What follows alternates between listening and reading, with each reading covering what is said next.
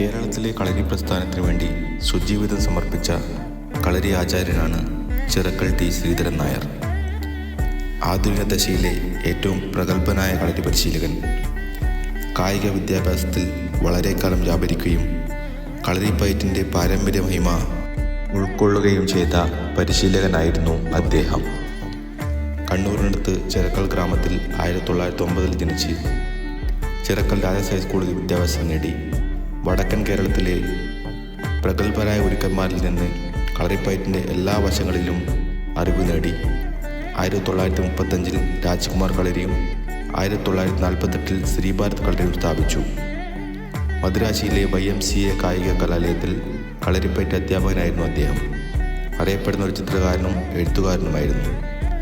കളരിപ്പയറ്റ് വായ്ത്താരി, മർമ്മദർപ്പണം, ലസ്യം, കുട്ടികൾക്കുള്ള കളികൾ, ഉഴിച്ചിൽ, കളരിപ്പയറ്റ് എന്നിവയാണ് പ്രധാന കൃതികൾ.